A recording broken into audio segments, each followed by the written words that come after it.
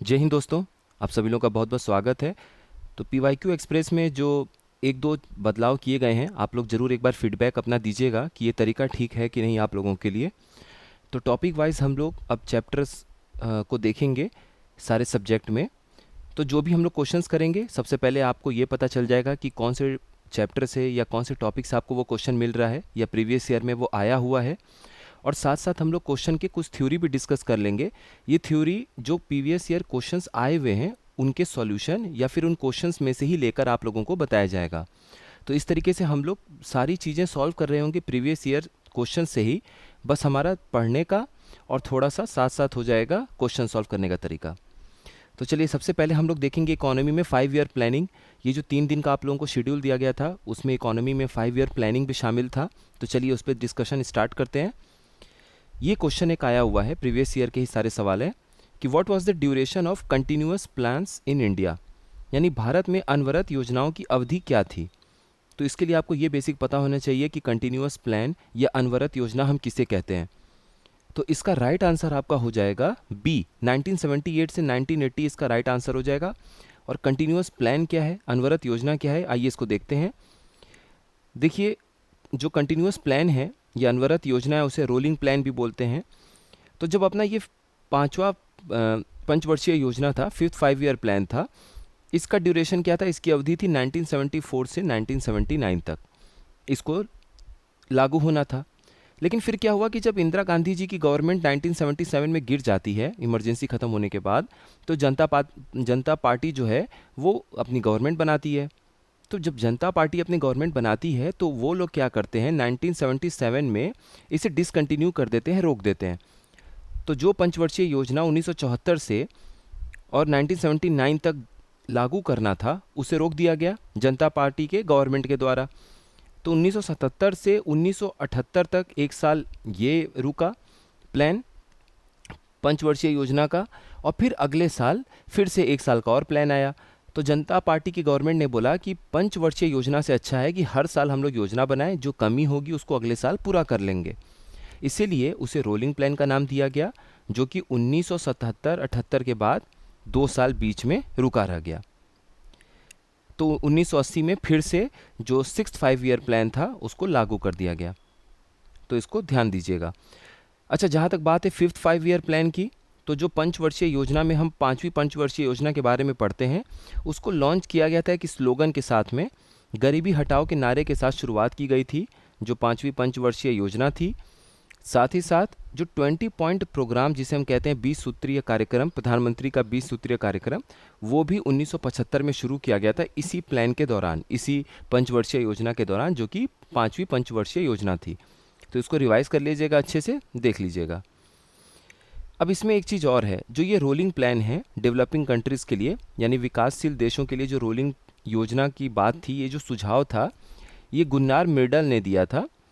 Gunnar Myrdal जो हैं वो स्वीडन के स्वीडिश इकोनॉमिस्ट हैं, स्वीडन के अर्थशास्त्री हैं, इस बात को ध्यान रखिएगा।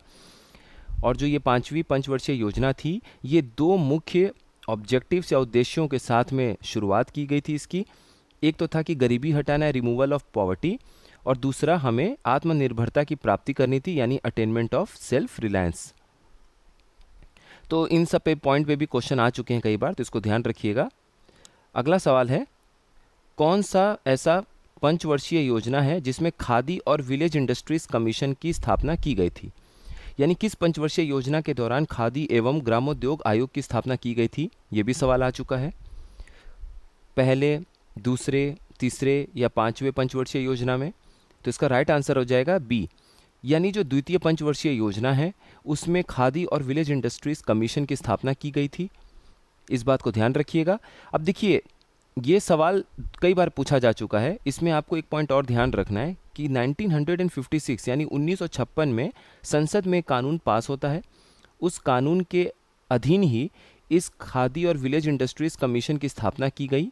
खादी और ग्रामोद्योग जो ये कमीशन है ऊपर, खादी एवं ग्रामोद्योग आयोग, इसकी स्थापना की गई संसद में कानून बनने के बाद। तो अगर संसद में कानून बनने के बाद इसे बनाया गया है तो यानी ये स्टैट्यूटरी बॉडी, मतलब वैधानिक निकाय के श्रेणी में आता है। और इसकी स्थापना जो है वो 1957 में की गई थी। 1956 से 1961 के बीच में द्वितीय पंचवर्षीय योजना का समय अवधि था। इसका मतलब है कि जब इस आयोग की गठन मतलब आयोग को गठन किया गया था, तब उस समय दूसरा पंचवर्षीय योजना, द्वितीय पंचवर्षीय योजना यानी सेकंड 5 ईयर प्लान चल रहा था। ये क्वेश्चन कई बार अक्सर पूछा गया है, तो इस बात को ध्यान रखिएगा। ये बहुत अच्छा क्वेश्चन है, इंपॉर्टेंट है, ये कभी भी पूछा जा सकता है। ये सवाल है कि कौन सा ऐसा पंचवर्षीय योजना था जिसमें हमारी कृषि निगेटिव ग्रोथ दिखाई थी, यानी हमारी कृषि जो है वो नकारात्मक वृद्धि उसमें देखी गई थी। तीसरी पंचवर्षीय योजना में, पांचवी पंचवर्षीय योजना में, सातवीं या फिर नौवीं पंचवर्षीय योजना में। तो इसका राइट आंसर हो जाएगा ए। अब आप थोड़ा सा चीज़ों से समझ सकते हैं कि आखिर इसका आंसर ए क्यों होगा। देखिए 1956 से लेके 1961 के बीच में द्वितीय पंचवर्षीय योजना थी, तो तीसरी कब होगी? 1961 से लेके 1966 के आसपास। अब आप सोचिए कि 1962 में चाइना के साथ हमारा युद्ध होता है, 1965 में पाकिस्तान के साथ हमारा युद्ध होता है। तो जो तीसरी पंचवर्षीय योजना थी उसमें 2 बार हमने लड़ाई कर लिया, और वो भी बड़े स्तर की लड़ाई हुई। तो जाहिर सी बात है कि कहीं ना कहीं जो सरकार का ध्यान होगा कृषि की तरफ वो कम होता हुआ नजर आएगा, और सुरक्षा की तरफ ध्यान ज़्यादा देखने को मिलेगा। इसी की वजह से हमारा जो एग्रीकल्चर का ग्रोथ रेट था, जो कृषि की वृद्धि दर देखी गई, वो नकारात्मक देखी गई, निगेटिव देखी गई। कौन से पंचवर्षीय योजना में? तृतीय पंचवर्षीय योजना में। इस बात का आपको ध्यान रखना है। और बीच में ये सूखा भी पड़ा था, तभी हमारे आदरणीय पूर्व जो प्रधानमंत्री थे लाल बहादुर शास्त्री जी, उन्होंने जय जवान जय किसान का नारा दिया था, ताकि किसान सूखे वाले माहौल में, जो सूखा पड़ा था अपने देश पे, अकाल पड़ा था, उसमें किसान लोगों का हौसला बढ़े, और जो युद्ध की स्थिति बनी हुई थी उसमें हमारे आर्मी का हौसला बना रहे, बढ़ा रहे। इसलिए जय जवान जय किसान का भी नारा उन्होंने दिया था। तो उस समय तृतीय पंचवर्षीय योजना थी जिसमें खेती में नकारात्मक वृद्धि दर यानी निगेटिव ग्रोथ रेट हमें एग्रीकल्चर में देखने को मिला था। देखिए ये सवाल आर ओ यार ओ 2021 में था। उसमें आपको ये करना था कि बाईं तरफ पंचवर्षीय योजना लिखी हुई थी और दाईं तरफ ग्रोथ मॉडल लिखा हुआ था, विकास मॉडल लिखा हुआ था, जिस पर ये पंचवर्षीय योजनाएं आधारित थीं। तो वहाँ से मैंने आप लोगों के लिए ये थ्योरी जैसा ही उठा लिया, और इसका यही आंसर है। इसको अच्छे से देख लीजिए, हो सकता है अब जब कभी सवाल पूछा जाए तो आपको यहाँ से काफ़ी मदद मिलेगा। तो पहली पंचवर्षीय योजना किस पर आधारित थी? हारोड डोमार मॉडल पे। दूसरी जो पंचवर्षीय योजना थी वो किस पर आधारित थी? महालनोबिस मॉडल पे। तीसरी पंचवर्षीय योजना किस पर आधारित थी? एस चक्रवर्ती मॉडल पे। और चौथी पंचवर्षीय योजना आधारित थी अशोक रुद्र मॉडल पे। तो देखिए हारोड डोमार मॉडल और पीसी महालनोबिस मॉडल, ये अक्सर सभी लोगों को पता होता है। तो आप लोग जब भी रिवाइज करिएगा या लास्ट में आप लोग एग्ज़ाम में जाने से पहले, ये तीसरा और चौथा जो पंचवर्षीय योजना है इसको जरूर देख लीजिएगा, जो एस चक्रवर्ती मॉडल और अशोक रुद्र मॉडल पे आधारित था। अब ये सवाल देखिए, कौन सा ऐसा 5 ईयर प्लान है जिसका एम था rapid growth with inclusive growth, यानी कौन सा ऐसा पंचवर्षीय योजना था जिसका लक्ष्य भारत में समावेशी विकास के साथ साथ तीव्र विकास करना था। यानी हम जब इस पंचवर्षीय योजना तक पहुँचे तो हमें इस बात का एहसास होने लग गया था कि सिर्फ जीडीपी को देख के, विकास के एक मॉडल को देख के हम समृद्धि को नहीं आंक सकते हैं।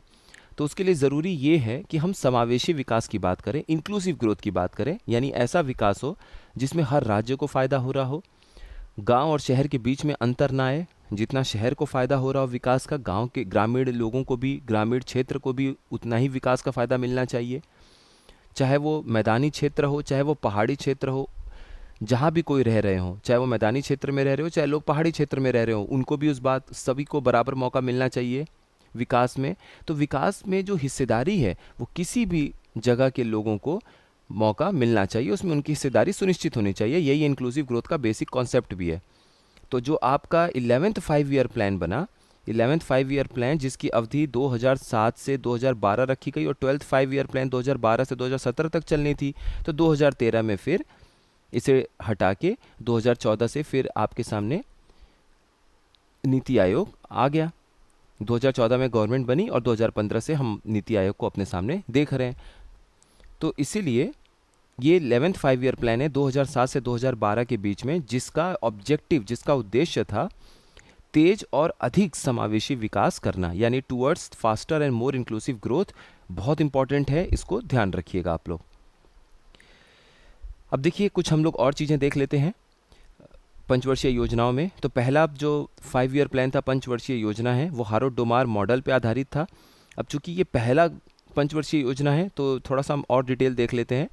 इसमें टारगेट रखा गया था कि हमें 2.1% का जीडीपी ग्रोथ दर्ज करना है, जीडीपी वृद्धि दर हमें दर्ज करनी है, और हुआ उससे 1.5 गुना ज़्यादा, यानी एक्चुअल जो ग्रोथ हुआ, वास्तविक वृद्धि हुई, वो 3.6% को टच कर गई।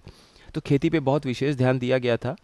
बाद में जब दूसरा प्लान बना पीसी महालनोबिस मॉडल, इसमें इस प्लान में बड़े बड़े इंडस्ट्रियलाइजेशन को, हैवी और बेसिक इंडस्ट्रीज़ पे फोकस किया गया। मतलब बोला गया कि आप स्टील इंडस्ट्री खड़ा करिए, स्टील इंडस्ट्री आपको ज़रूरत पड़ेगी, वो स्टील आगे और और चीज़ों में, पार्ट्स में यूज़ होता है। ऑटोमोबाइल सेक्टर है, बहुत सारी चीज़ें स्टील उसमें यूज़ होता है। आप बड़े बड़े आयरन और लॉ अयस्क के बड़े बड़े माइंस की इंडस्ट्री खड़ा करिए, कोयल इंडस्ट्री पे फोकस करिए, बड़े बड़े डैम्स बनाइए। तो इन चीज़ों पे आपको ज़्यादा फोकस देखने को मिलेगा, जो दूसरी पंचवर्षीय योजना थी, सेकंड 5 ईयर प्लान था। और जो फर्स्ट 5 ईयर प्लान था, उसमें तो पूरा का पूरा फोकस आपका खेती के ऊपर था, क्योंकि हमारी आबादी इतनी थी, उस समय इतने नहर नहीं थे, जल सिंचाई की इतनी प्रॉपर व्यवस्था नहीं थी, तो जो बारिश था उस पर पूरी की पूरी लगभग खेती हमारी आधारित थी। कुछ क्षेत्रों को हटा दीजिए तो पूरी की पूरी अपनी खेती जो है वो बारिश पे आधारित थी। इसलिए ज़रूरी ये था कि हम मुश्किल समय में किसी दूसरे देश के पास जाके राशन पाने के लिए बात ना करें।